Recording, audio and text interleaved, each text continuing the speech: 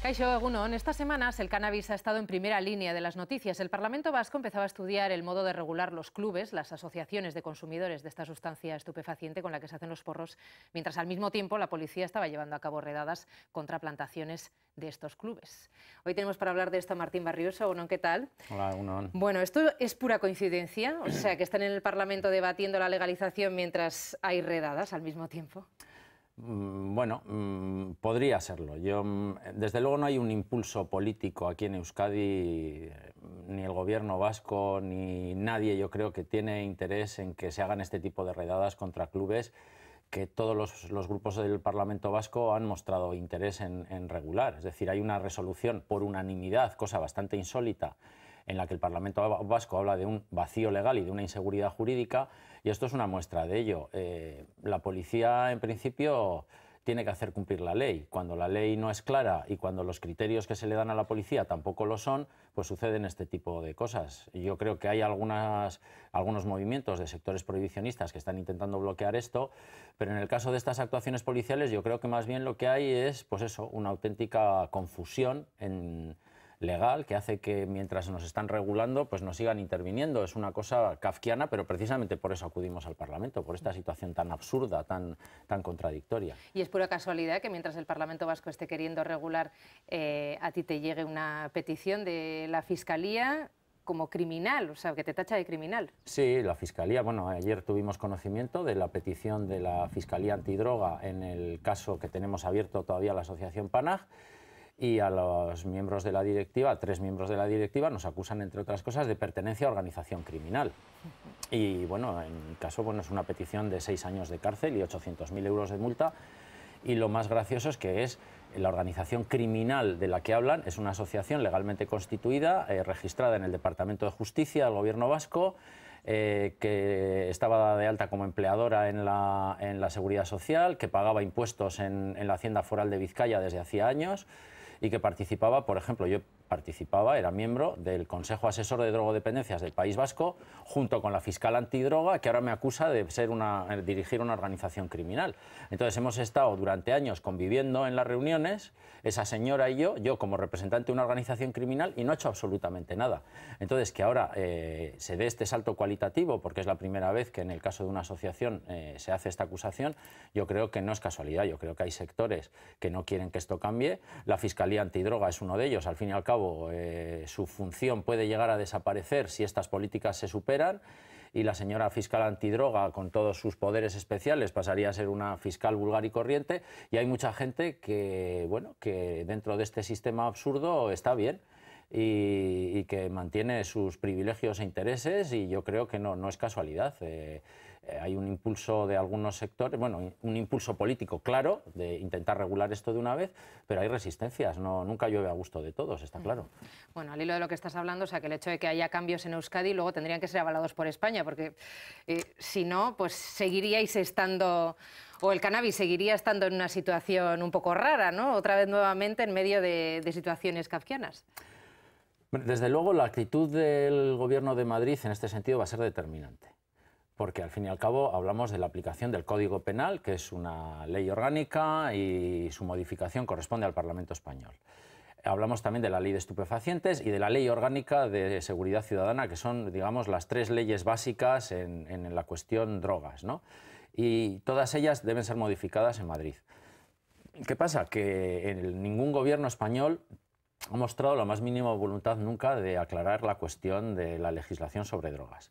El consumo de cualquier droga ilegal está despenalizado, no es un delito desde tan pronto, vamos, como 1974. En plena dictadura el Tribunal Supremo ya despenalizó todas las conductas relacionadas con el consumo.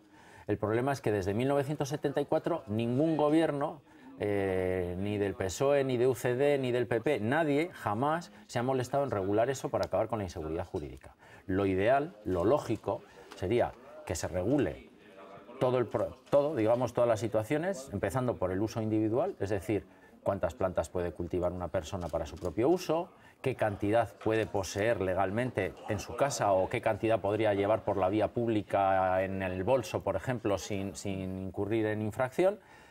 Y a partir de ahí se debería desarrollar el resto, ¿no? Lo lógico es que clubes formados por 100 personas, pongamos por caso, tomen como referencia la regulación de 1 por 1 y hagamos la multiplicación. Es decir, si una persona puede tener 3 plantas, pues 100 personas podrán tener 300. Nos falta la primera parte de la ecuación. Entonces, lo que el Parlamento Vasco está intentando hacer es, en la parte donde tiene competencias, puesto que tenemos una policía autónoma que tiene que tener criterios para su actuación y puesto que es evidente que hay un vacío legal, como ha reconocido el Parlamento Vasco, el Parlamento lo que intenta es una regulación para los clubes que ya existimos y a los que los tribunales sistemáticamente nos dan la razón, para evitar que seamos intervenidos por la policía de manera totalmente innecesaria, bueno, contraproducente, porque al final somos una alternativa al mercado negro. Y si nos desmantelan porque somos más fáciles de encontrar que los traficantes, los que ganan al final son las mafias, son los grupos que operan en la clandestinidad. Y el gobierno, el Parlamento Vasco, lo que quiere es evitar eso. ¿Qué puede pasar luego? Pues ya veremos. Nosotros les hemos planteado que este debate hay que trasladarlo al Congreso de los Diputados en Madrid. Todos los grupos se han comprometido a hacerlo. Y esperamos que sea así, porque es que si no vamos a seguir estando en un limbo por mucho tiempo y nos parece que en un Estado de Derecho no es admisible esto que está pasando.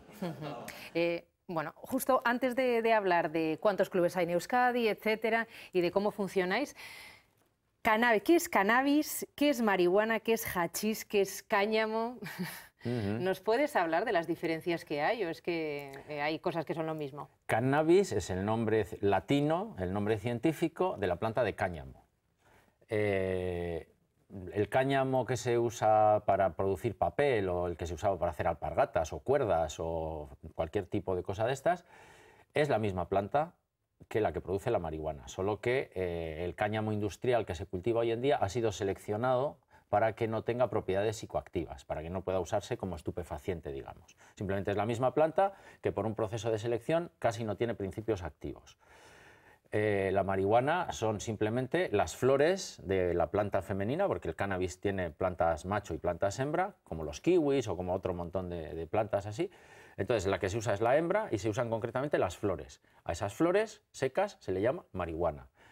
Esas flores están cubiertas de una resina que las protege del sol, que es donde se concentran los principios activos. Cuando se extrae esa resina y se amasa y se le da una forma de una pasta oscura, conocemos como hachís o costo, simplemente es como una especie de extracto de la marihuana. Entonces digamos que el cáñamo es la planta en sí, la marihuana es lo que se usa como droga, digamos, y el hachís es simplemente un extracto de esa parte.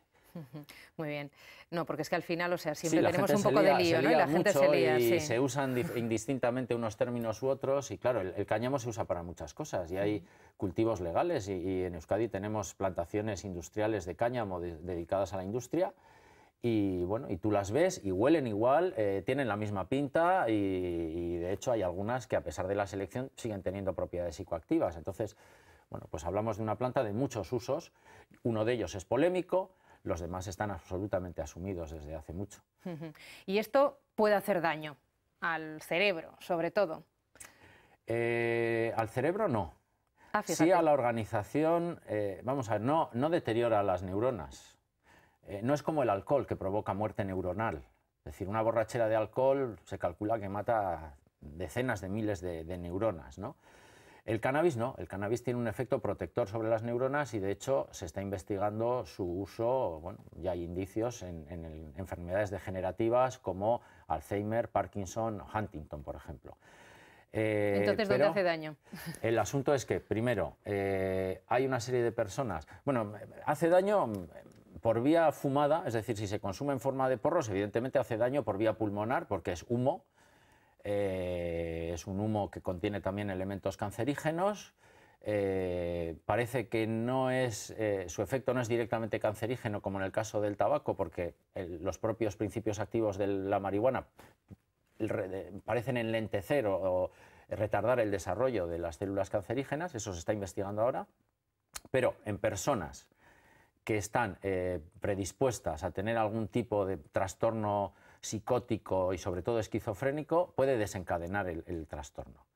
Y también sabemos que si se empieza a consumir precozmente, antes de los 16 años, aumenta la probabilidad de sufrir este tipo de trastornos, aunque no se estuviera predispuesto.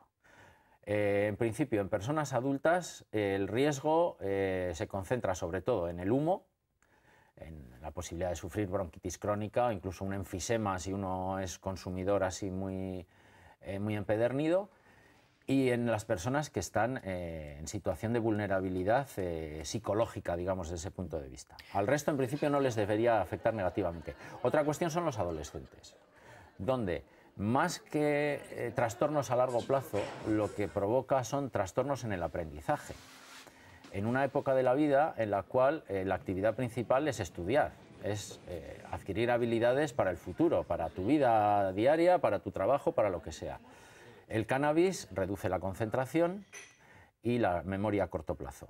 Según uno consume cannabis, lo que sucede es sencillamente que no recuerda las cosas. O sea, uno ve una película fumando marihuana y el próximo día la vuelve a alquilar porque no se acuerda que la ha visto.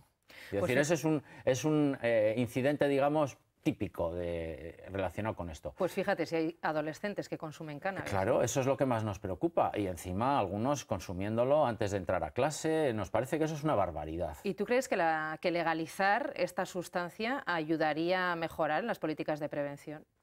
De entrada, todo el dinero que se está gastando en represión, que es una barbaridad, porque perseguir a la gente, es decir, que la policía te vaya siguiendo, que te detengan, que analicen en el laboratorio lo que te han incautado, que luego se abra un proceso judicial, etcétera, etcétera, eso es carísimo. Si vamos sumando los costes de cualquier procedimiento contra cualquier asociación, veríamos que es una barbaridad de dinero. Entonces, ese dinero automáticamente quedaría destinado a prevención. El gobierno vasco, por cierto, es de los pocos que ha elaborado un estudio, que ha hecho un cálculo de todo el dinero que se destina al tema de las drogodependencias, de las drogas y toda la problemática relacionada con ellas, ¿qué porcentaje se dedica a prevención y qué se dedica a represión? Bueno, el porcentaje dedicado a represión es el 89%. De todo lo que se gasta en asuntos relacionados con drogas. Y solamente queda un 11% para prevención, tratamiento, rehabilitación, etcétera, etcétera. 11% del total. Creemos que eso hay que invertirlo. O sea, lo lógico es que se gaste en prevención, en educación, etcétera, etcétera, el 80 o el 90% y que la represión sea la parte menor. Lo que no puede ser es que pretendamos educar a la gente por la vía represiva. Entonces, eso es una de las ventajas que tenemos. Porque esto muestra al final que la represión no suele funcionar, ¿no? Porque la gente va a seguir consumiendo. La represión no está funcionando y lo estamos viendo porque el cannabis lleva ahí décadas y no parece que tenga ninguna intención de desaparecer, todo lo contrario. Desde que se empezó a perseguir a nivel mundial, desde que se declaró una sustancia prohibida y se montaron todas estas políticas absurdas para perseguirlo, lo único que se ha conseguido es que aumente el consumo, es decir, se ha multiplicado el consumo. Las Naciones Unidas reconocen que de todo el cannabis que se produce en el mundo, únicamente un 1% es incautado, el otro 99% sigue disponible en el mercado. Es una eficacia ridícula, es evidente que por esa vía no se va a acabar con el consumo. Creemos que lo suyo es una regulación que respete los derechos de los adultos. En relación con lo que me preguntabas sobre los adolescentes, es evidente que si tú creas un mercado para los adultos regulado, supervisado, donde el consumo, donde la distribución y el consumo se dan en lugares privados a los que los menores no tienen acceso, vamos a separar esa realidad de los adolescentes de la de los adultos, porque ahora mismo a un traficante le da lo mismo venderle a uno de 20 que a uno de 17. Bueno, sí, en teoría es un agravante y demás, pero luego hay que demostrar que sabías que era un menor. En la práctica, esta ilegalidad lo que supone es que, tristemente, los adolescentes, incluso preadolescentes, tengan acceso al cannabis con más facilidad que muchos adultos que lo necesitan. En la asociación nos ha venido gente, usuarios terapéuticos, una señora con un cáncer que está recibiendo quimioterapia y que su médico le ha dicho que el cannabis le podría venir bien para las náuseas y que antes de encontrar la asociación recurría a sus sobrinos para que le compraran en el mercado negro, porque resulta que los chavales hoy en día son los que más fácil tienen acceso. Eso es el mundo al revés. Es decir, una sociedad donde un enfermo al que su médico le recomienda una planta no puede acceder porque la planta está prohibida y recurra a los adolescentes que no deberían consumir lo que son los que mejor lo pueden encontrar, eso demuestra que estamos funcionando fatal. Lo que planteamos es cambiar de chip, hay que probar de otra manera y en Holanda tenemos un ejemplo. En Holanda cualquier adulto puede bajar a los llamados coffee shops, que están por todas partes. En cualquier pueblo ya de 5.000 habitantes de Holanda te encuentras un coffee shop y puedes comprarte 5 gramos de marihuana o de hachís. Bueno, pues allí lo que ocurre es que los adolescentes empiezan a consumir de promedio 2 años más tarde que los españoles. ¿Por qué? Pues primero, porque no tiene esa atracción que tiene lo prohibido, la transgresión esa de llevarle la contraria a mis padres, porque es algo asumido socialmente. Y además porque tienen más dificultades de acceso, porque un dueño de un coffee shop ni loco va a dejar que entre un chaval en su establecimiento porque le quitan la licencia y pierde su negocio. Y así es como se consigue frenar la cosa y luego educando a los jóvenes. Martín, ¿qué te iba a decir? Puesto que los adolescentes tienen tanto acceso y tanto fuman, esto es una realidad, ¿qué consejos les darías? Porque es muy fácil o es más fácil timar a un adolescente que a una persona ya mayor que consume marihuana. ¿Qué les dirías? ¿Que tengan cuidado con qué? Bueno, yo les diría primero que no tienen ninguna prisa para empezar a consumir, que esta es una sustancia que afecta a la estructuración de nuestro sistema nervioso y que cuando uno está en la adolescencia el sistema nervioso no está acabado no se ha terminado todavía, no ha acabado de estructurarse en todas sus partes, hasta aproximadamente 20 años o por ahí, un poco más, y que están asumiendo un riesgo que les es innecesario. En todo caso, que jamás se conviertan en usuarios habituales a esa edad y que si lo prueban, pues que sea en un contexto lúdico, con más gente, en un contexto de socialización, porque pues, pueden entrar en dinámicas peligrosas. En principio es una sustancia de baja peligrosidad. De hecho, la legislación española distingue drogas que causan grave daño a la salud y las que no lo causan. Y el único que está en esa categoría de las que no causan grave daño es el cannabis. Por eso ha tenido otro tratamiento legal. Pero aún así es evidente que hay riesgos. Pero a la hora de comprar te pueden dar gato por liebre. ¿Cómo puedes saber si te están dando gato por liebre? Bueno, en el caso del hachís es más difícil saberlo. En el caso de la marihuana estamos hablando de una flor seca. Es decir, una flor seca es muy difícil adulterarla, no le puedes añadir como a una pastilla no sé qué producto en la mezcla y luego al hacer la pastilla no se nota. Es decir, la marihuana se ve claramente. En el caso del hachís hay más posibilidades de timo, pero bueno, hay un servicio que ofrece la asociación iLaket, financiado por el gobierno vasco, el servicio testing, que va por los pueblos, por las discotecas, fiestas populares, etcétera, etcétera, donde analizan las sustancias y cualquiera que tenga dudas al respecto o que quiera conseguir información, pues puede acudir allí. Pero ya te digo, yo a los adolescentes, más que trucos para que no les den gato por liebre, les diría que de momento dejen el gato y la liebre y que ya tendrán tiempo de comer liebre estofada con sus amigos cuando tengan edad, porque realmente se estaba analizando de alguna manera. Hay expertos que alertan de ello. Y yo creo que un poco sí que sucede, que entre los adolescentes y entre algunos padres incluso se ha banalizado. Se tiene la imagen de que, bueno, no pasa absolutamente nada. Y en general no pasa, ¿eh? Bueno, es como si, no sé si se asocia con la primera borrachera, ¿no? Sí, sí, en realidad lo que tenemos que hacer... Nos solemos agarrar con X años, pero que parece que cada vez antes, no sé. Bueno, hace poco estuvo un miembro de iLaket y nos dijo que tampoco es para tanto que se consuma antes, porque si no ya estarían consumiendo a los 4 años, pero... Sí, porque yo creo que otra cosa que tenemos que hacer es colocar el problema en su dimensión real. Es decir, he hablado de vulnerabilidad, de posibilidad, por ejemplo, de trastornos psicóticos, esquizofrénicos. Eso lo sufre una minoría muy pequeña de entre todas las personas usuarias de cannabis. Muy, muy pequeña. O sea, el 90 y tantos o 90 y muchos %, no sé ahora mismo, no me acuerdo de los porcentajes porque ha habido distintos estudios que han intentado evaluar eso, pero la inmensa mayoría de personas usuarias de cannabis ni tenemos ni vamos a tener ningún problema grave derivado del consumo. Es decir, advertimos de que el uso no es inocuo, pero vamos, comparado con el alcohol, que te puede matar por sobredosis, cosa que no sucede con el cannabis, que mata neuronas, cosa que no sucede con el cannabis, cuya adicción es muy difícil de dejar. El alcoholismo es una cosa que cuando ya es avanzada, es muy difícil superarlo.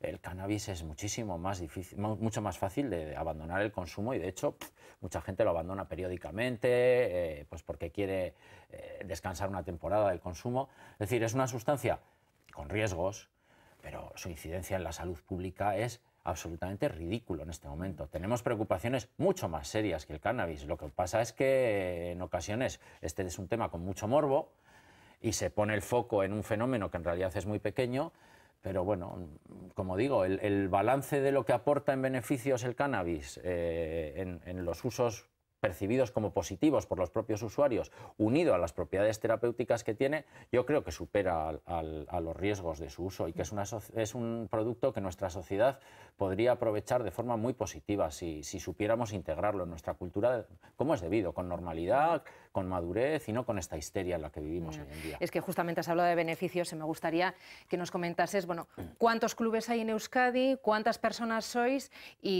¿Y qué perfiles? Porque hay muchas personas que están enfermas, que tienen muchos dolores y a las que les viene muy bien el cannabis.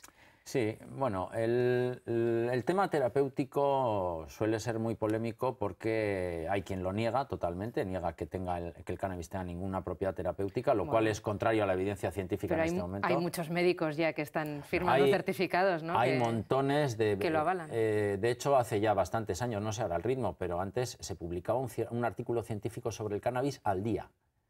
Es decir, la evidencia científica de la que disponemos sobre el cannabis es enorme. Lo que pasa es que hay mucha gente que no le da la gana de leérsela y ni darse por enterada. Es decir, los indicios, las pruebas ya concluyentes de que el cannabis tiene efectos positivos tanto en las náuseas producidas por quimioterapia como en el síndrome de anorexia-caquexia en personas con SIDA o con otras enfermedades, cáncer, es decir, la delgadez extrema por pérdida de apetito, etcétera, etcétera. Los dolores y rigidez muscular que provoca la esclerosis múltiple, así como los espasmos, la espasticidad, reduce los temblores y espasmos. Va muy bien en la fibromialgia, que es una enfermedad todavía muy poco conocida. Es hasta ahora que se sepa el mejor tratamiento para la fibromialgia, para los síntomas de la fibromialgia. ¿Y cuántos sois? Los clubes, ¿cuántos clubes hay en Euskadi? Sí, si me permites acabar esto, quiero decir, sí, tiene propiedades, pero las asociaciones creemos que todo esto tiene que ir canalizado a través del sistema sanitario, que esto es una responsabilidad del sistema sanitario y que lo que estamos haciendo las asociaciones es un apaño para ayudar a personas a las que el sistema sanitario tiene desatendidas y que en realidad nosotros no queremos asumir esa función. Lo que pasa es que el uso de cannabis en España está súper restringido, solo se permite un producto concreto, un spray que se llama Sativex, para la esclerosis múltiple y como última opción terapéutica. Es decir, tienen que haberte fallado los demás tratamientos para que te den cannabis. Creemos que hay indicios, que hay pruebas ya suficientes como para abrir el uso a otras indicaciones y no se hace por motivos políticos para no favorecer un proceso de normalización. Y con respecto a las asociaciones, el problema es que no sabemos exactamente cuántas son operativas en este momento. Hay inscritas unas 70 que lleven en su nombre la palabra cannabis o cáñamo o algo así, pero algunas no sabemos si son realmente clubes sociales que cultiven. Calculamos que puede haber 40, 50 asociaciones ahora mismo produciendo cannabis para sus miembros. ¿Y cómo funcionan? Bueno, somos asociaciones legalizadas, como asociaciones sin ánimo de lucro. Para entrar en una asociación tienes que ser con anterioridad usuario o usuaria de cannabis o, depende de la asociación, del mecanismo de cada una, o bien estar diagnosticado de alguna enfermedad para la que el cannabis esté indicado ya en algún lugar del mundo. Es decir, que algún gobierno ya esté autorizando el cannabis para ese uso, ¿no? Vosotros tenéis unas plantas, ¿no? Unas plantaciones y luego distribuís. Que se distribuyen y los socios lo que hacen es pagar por la parte proporcional de su consumo. Es decir, se hace como un bote. Es decir, es como un choco, solo que en vez de comprarle a la casa de cervezas X y luego cada uno en el choco apunta lo que bebe y lo paga, es la asociación misma, socios, miembros de la propia asociación, los que cultivan la marihuana o el hachís o por los que producen, bueno, producimos también tinturas, aceites para masaje, alcohol, es decir, distintos productos para facilitar que no solamente se fume, que nos parece la vía menos adecuada de consumo. Para entrar en la asociación, por cierto, hay que ser invitado por un miembro, es decir, tú no llegas a una asociación, hola, muy buenas, que vengo aquí a por marihuana, no. Quien te avala, la persona que avala a ese usuario certifica que le conoce y que es una persona usuaria de cannabis, usuaria habitual, y luego pues simplemente puedes participar en las actividades o puedes ser un simple usuario que va allí. Ofrecíamos, bueno, en nuestra asociación está cerrada ya no, pero el resto ofrecemos un espacio para el consumo en privado para que no tengan que consumir en la calle. Y luego ofrecemos pues, asesoramiento, normalmente damos una formación básica sobre el cannabis a todos los miembros que entran, es obligatorio recibir una charla, de hecho en algunas asociaciones ya hay convenios con otros grupos que trabajan en prevención de drogodependencias, etcétera, hay cooperación en ese sentido. También tenemos protocolos para derivar a las personas que presentan usos problemáticos, hay protocolos para detectar los usos problemáticos, para advertir al usuario de que su uso está siendo, bueno, que nos llama la atención y que debería tomar medidas, e incluso hay ya ciertas vías, pues eso, para proponerle lugares donde le puedan ayudar. Y entonces al mes se van distribuyendo bolsitas, ¿hay un tope de consumo? Sí, hay un tope de consumo.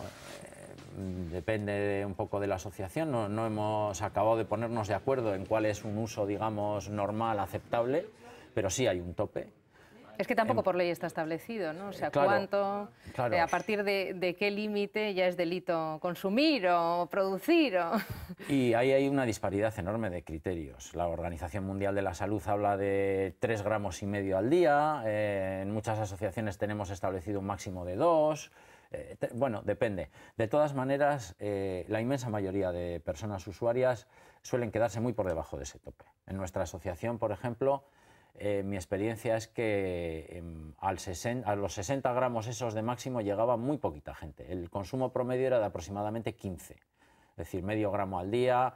Pues la mayoría de la gente se fuma un porrito o dos. El